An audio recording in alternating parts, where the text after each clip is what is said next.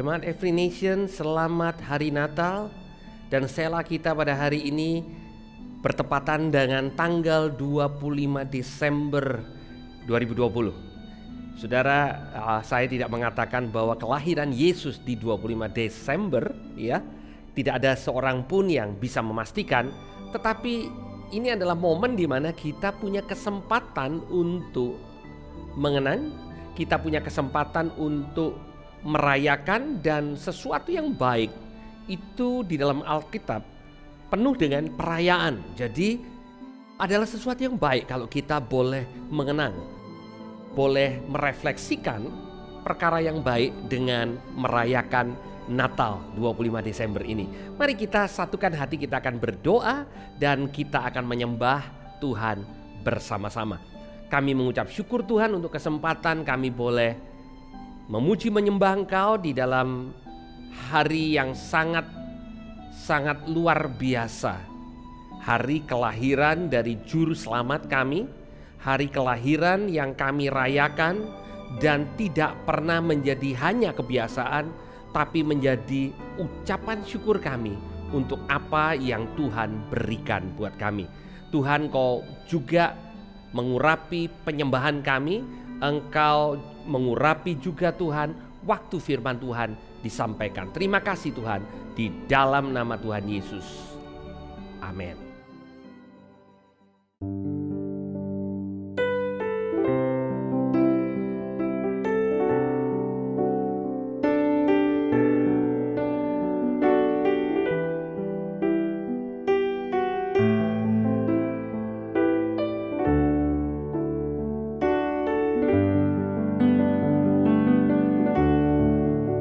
Seorang anak telah lahir untuk kita, seorang putera diberikan,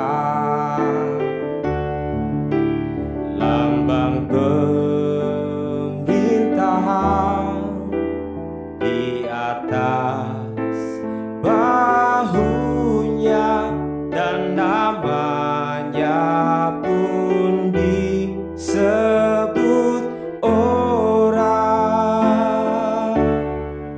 penasehat ajaib, Allah yang perkasa, Bapa yang kekal, Raja damai. Sambutlah Dia, Yesus Tuhan, Juru Selamat dunia.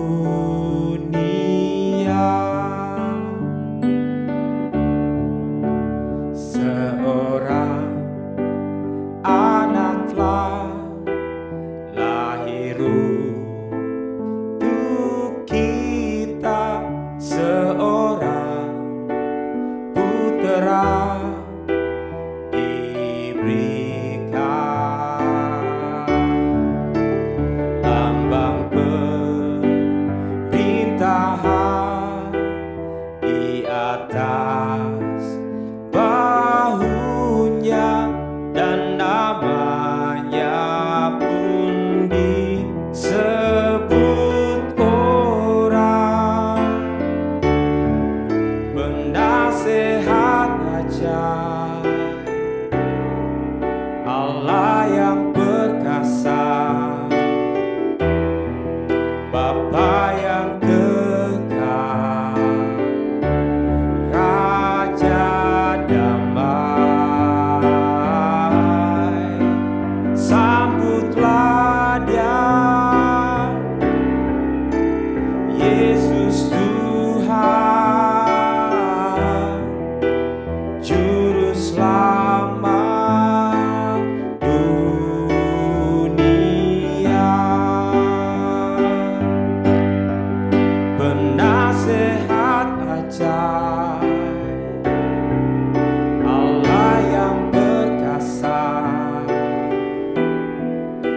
Bapa yang kekal, Raja damai,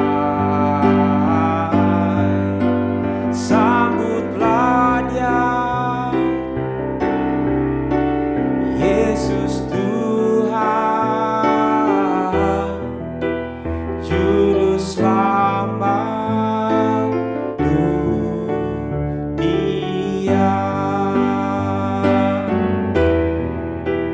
Juru Selamat dunia, oh, Juru Selamat dunia.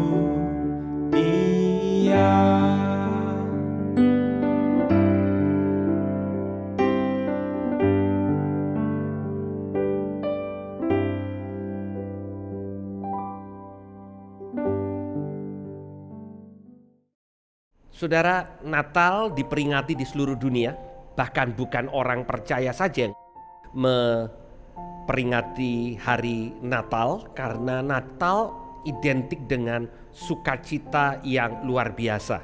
Nah, saudara, kalau sumber sukacita kita itu bergeser kepada hal-hal yang lain dan bukan esensi Natal itu sendiri, yaitu kelahiran Tuhan Yesus, banyak orang yang kalau kehilangan hal-hal yang lain yang sebenarnya banyak berkaitan dengan budaya perayaan Natal, maka mereka merasa tidak lagi bisa menikmati Natal dengan sepenuhnya. Tidak lagi bisa ke mall, tidak lagi bisa pergi jalan-jalan ya. Sebagian besar dari kita hari ini merayakan Natal di rumah kita masing-masing dengan orang-orang yang paling dekat dengan kita. Dan rupanya ya, Natal yang seperti itu yang terjadi pada awalnya. Karena kita tahu kelahiran Tuhan Yesus itu bukan berada di tengah-tengah pesta ya. Jadi kita tahu ada Yusuf, ada Maria, ada bayi Yesus, dan ada gembala-gembala yang sedang berjaga-jaga di padang ya. Orang Majus belum ada, saudara ya. Kesalahan banyak orang Kristen karena lebih banyak melihat gambar-gambar perayaan Natal ya daripada membaca Alkitab ya. Yang ada adalah keluarga kecil Yusuf, Maria, dan Yesus, dan beberapa gembala yang menjaga dombanya di malam hari. Nah, saudara, saya ingin membacakan ayat di dalam perayaan Natal kita hari Natal ini dari kitab Galatia. Saya membaca dari Fatsal yang keempat, ayat yang keempat sampai dengan ayat yang ke-7. Dikatakan, tetapi setelah genap waktunya, maka Allah mengutus anaknya yang lahir dari seorang perempuan dan takluk kepada hukum Taurat. Saudara, genap waktunya. Lama Allah merancangkan keselamatan manusia. Dia merancangkannya sejak manusia jatuh dalam dosa. Di hari manusia jatuh dalam dosa, Tuhan punya rancangan keselamatan. Di Taman Eden pada waktu Adam dan Hawa jatuh dalam dosa, Tuhan sudah menubuatkan bagaimana Dia akan menyatakan rencana keselamatannya lewat bayi yang lahir dari seorang wanita tanpa wanita itu berhubungan dengan laki-laki. Dikatakan benih dari wanita itu yang akan meremukkan kepala iblis. Dan genap waktunya terjadi di Bethlehem pada waktu Kaisar Agustus memerintahkan seluruh warga orang-orang Yahudi untuk melakukan sensus kependudukan. Tujuannya untuk pencatatan buat mengenakan pajak kepada orang Yahudi. Tujuannya sangat-sangat sekuler. Tujuannya sangat-sangat tidak ada hubungannya dengan apa yang Tuhan rancangkan. Tetapi Tuhan pakai rancangan atau pemikiran Kaisar Agustus untuk dapatkan pajak, untuk membuat anak yang sudah disiapkan lahir genap waktunya, tepat tempatnya. Luar biasa saudara, genap waktunya, tepat tempatnya di Bethlehem ya. Dikatakan genap waktunya maka Allah mengutus anaknya lahir dari seorang perempuan dan takluk kepada hukum Taurat. Artinya apa saudara? Dia manusia murni ya, 100% manusia karena takluk kepada hukum Taurat. Dan saudara, manusia yang pertama jatuh dalam dosa, tidak bisa taat kepada hukum. Manusia yang Tuhan utus lewat rahim Maria yang kita peringati hari ini adalah manusia yang takluk kepada hukum Taurat tetapi tidak tunduk kepada Taurat dalam artian dia menang, dia memenuhi semua bagian dari hukum Taurat. Ia diutus untuk menebus mereka yang takluk kepada hukum Taurat supaya kita diterima menjadi anak. Saudara, kata menebus itu artinya dibeli, saudara, ditebus. Ya, saudara menebus barang tertentu dengan harga 3 juta. Saudara membeli. Dan dengan apa kita dibeli? Dengan pengorbanan darah anak domba Allah, dengan darahnya sendiri. Jadi saudara, perayaan Natal kita perlu mengerti bahwa kita merayakan kelahiran seorang bayi yang datang sebagai raja, dan dia menebus kita, dan dia menjadi raja atas segala bangsa, atas kehidupan saudara dan saya. Tetapi di sini juga dikatakan kita diterima menjadi anak. Jadi saudara, Yesus sebagai saudara yang sulung, yang menjadi yang pertama, yang paling pertama adalah raja dan kita adalah anak. Dan dilanjutkan, dan karena kamu adalah anak, Paulus mengatakan kepada jemaat Galatia, maka Allah telah menyuruh roh anaknya ke dalam hati kita yang berseru, ya Aba, ya Bapa. Jadi kamu bukan lagi hamba, melainkan anak. Jikalau kamu anak, maka kamu juga adalah ahli-ahli waris oleh Allah. Perhatikan baik-baik saudara. Esensi kelahiran Tuhan Yesus ke dunia bukan sekedar membuat saudara dan saya diselamatkan. Iya, itu penting saudara. Tetapi kita diberikan hak untuk menjadi anak-anak Allah. Kita bukan hamba, tapi kita adalah anak. Dan dia taruh rohnya dalam hati kita supaya kita berseru dari mulut kita, ya Aba, ya Bapa. Ini bukan sesuatu yang Tuhan katakan dengan artian kita diajar untuk mengatakan yang benar, oh kita harus memanggil Bapa, Bapa dalam surga. Tetapi itu keluar dari hati di mana kita bisa berseru Bapa dalam surga atau Papa yang baik, Papa yang ada di surga. Ada hubungan saudara. Karena hubungan itu yang dihancurkan oleh iblis pada waktu Adam dan Hawa jatuh dalam dosa. Dan kita menjadi hamba dosa dan kita begitu takut terhadap Tuhan. Tuhan memulihkan hubungan itu. Yang pertama dia lakukan, dia beli kita dan harganya lunas dibayar. Dia bukan jadikan kita hamba, dia jadikan kita anak. Dan Rasul Paulus menegaskan, kalau kita itu anak, maka kita juga ahli-ahli waris. Saudara, manusia yang terkaya di dunia ini sampai hari ini adalah Jeff Bezos, pemilik Amazon.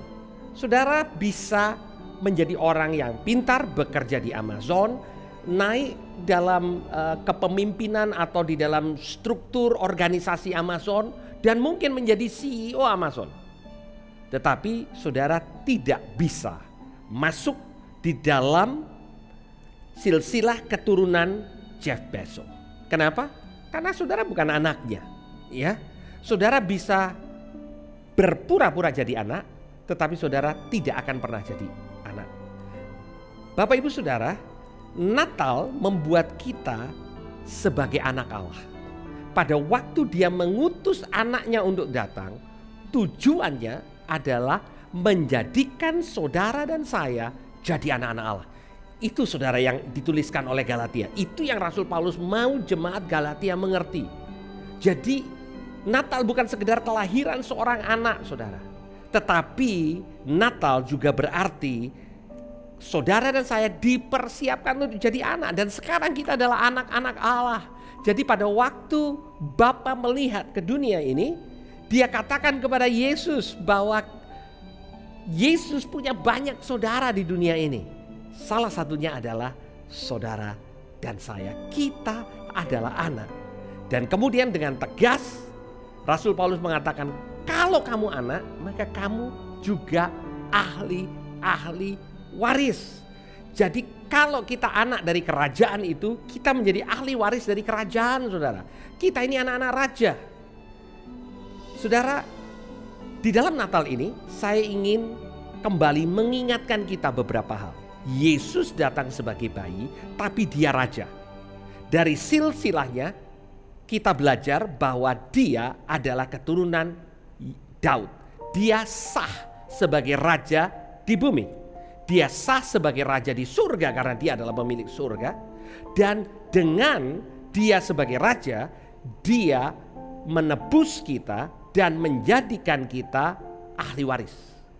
Saudara dan saya adalah raja, anak raja. Tetapi saudara, kita tidak hidup sembarangan. Justru karena kita adalah anak-anak kerajaan dan kita menyembah raja di atas segala raja, maka sudah sepatutnya sikap kita adalah sikap yang penuh hormat. Kita baru belajar ya bagaimana orang-orang Majus, orang-orang yang bijak ini menyembah Yesus yang masih dalam keadaan bayi, belum menampakkan kehebatannya sebagai raja, masih berada di rumah yang kecil bersama dengan orang tuanya, tetapi mereka tahu mereka datang untuk menemui raja di atas segala raja. Itu sebabnya mereka datang dan menyembah dia. Saudara, hari Natal ini di tahun 2020 bukan Natal yang seperti yang biasa kita lalui. Kita mengalami masa-masa yang unik, sulit, dan tidak terprediksi. Tetapi berita Natal yang tetap konsisten, yang selalu Alkitab katakan kepada kita adalah bahwa Yesus datang tepat waktunya. Yesus datang di tengah-tengah keadaan dunia yang tidak menentu, tetapi fix waktu yang ditetapkan surga. Sebagai anak-anak Allah, sebagai warga kerajaan Allah, ada waktu di bumi, ada waktu di surga. Saudara, waktu di bumi saat-saat ini sangat tidak menentu. Tapi waktu ini berada di bawah kendali waktu yang lebih besar yang ditetapkan oleh Bapa, saudara dan saya, yaitu Bapa yang berkuasa bertahta di dalam surga. Dan saya ingin menutup renungan saya dengan mengatakan bahwa apa yang yang malaikat katakan kepada Maria, kepada Zakaria, kepada para gembala di ladang, itu adalah berita untuk kita. Jangan takut. Jangan takut, karena hari-hari ini kita bisa dikuasai oleh ketakutan, tetapi sebagai anak-anak Allah, ahli-ahli waris, hidup kita ada di tangan Tuhan. Itu sebabnya firman Tuhan kepada setiap kita, jangan takut. Mari kita memasuki tahun 2021 dengan pengharapan bahwa Allah sudah menang, Dia sudah menjadikan kita anak-anaknya, dan ada pengharapan masuk ke tahun yang baru. Mari kita berdoa. Tuhan, kami mengucap syukur. Kami sebentar akan mengakhiri tahun 2020. Dan kami tahu 2021 Engkau sudah ada di sana. Engkau Alfa dan Omega. Dan Engkau penyedia kami yang sempurna. Terima kasih Tuhan. Karena Engkau mengirim Roh-Mu untuk datang dan tinggal dalam kami. Sehingga kami boleh berseru hari ini. Ya Aba, ya Bapa, Papa yang baik di surga, itu menjadi Papa kami. Ada hubungan yang dipulihkan, dan biar hubungan itu menjadi semakin manis Tuhan. masuk di tahun 2021. Terima kasih Tuhan Yesus, di dalam nama Tuhan Yesus kami berdoa. Amin. Selamat Natal, Tuhan Yesus memberkati.